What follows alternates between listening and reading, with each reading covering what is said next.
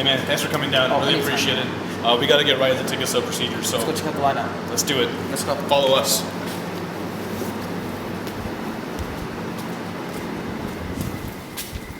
So where you see Hana standing right now is the first spot available for Mantis Montreal 4 days and 3 nights. This is the junior common room. We're at the lower level of the college.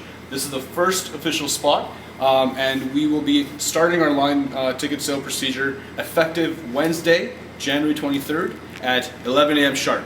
So basically, once you are in line, the ticket sales, when they start going through, you'll notice that a lot of people will be coming down, but we will have folks situated in the winter's dining room, which I'll show you in a bit. But first, more importantly, I'm now just making a trail for you. If you can just take a look at that, that's basically our lineup. We're going to go all the way down where he is, and it's going to be a complete loop all the way back to this very point.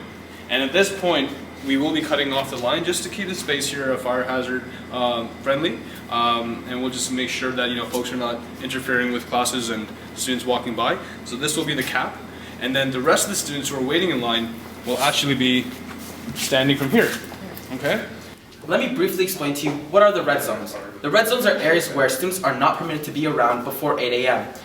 Red zones areas are by the lounge, outside the JCR, by the perimeter of the JCR, the office, and outside the office. And then we have the green zones. The green zone is basically an area where students are permitted to be at all times, so you can come in as early as you want. I'll show you, follow me.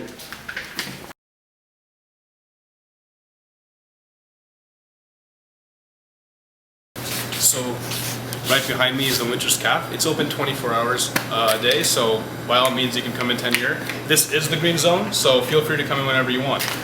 Just a quick peek.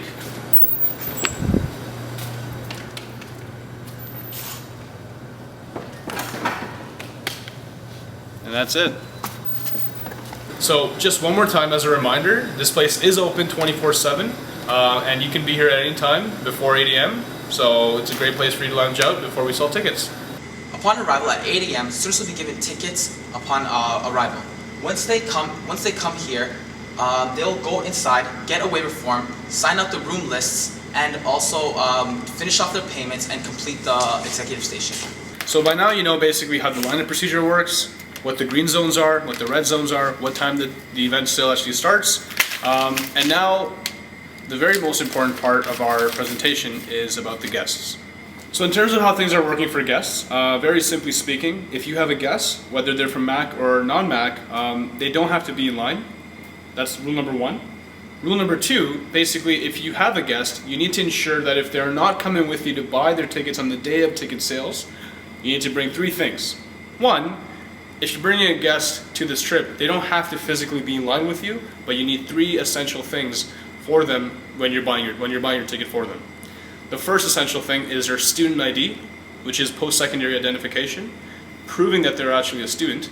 The second, government ID, which could be either a driver's license, passport, or birth certificate. And the third thing that you need from your guest is a health card.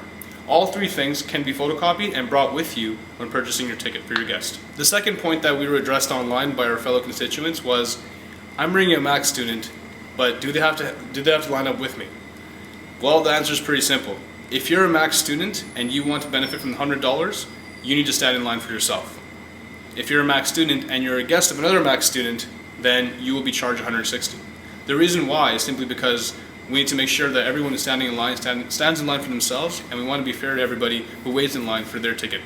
So if you're coming as a guest, whether you're affiliated with MAC or non-MAC, you will be charged $160.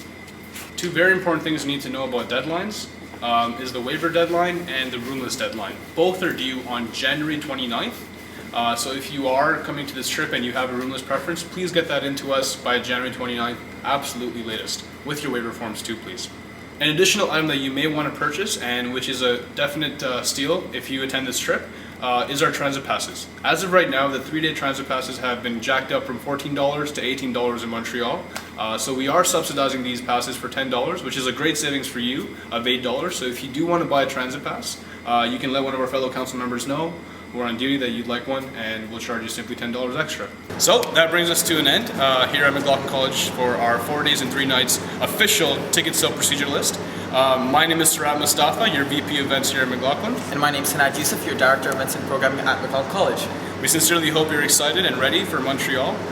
Just another reminder, the lineup starts at 8 a.m. and the ticket sales start at 11 a.m. sharp on Wednesday, January 23rd.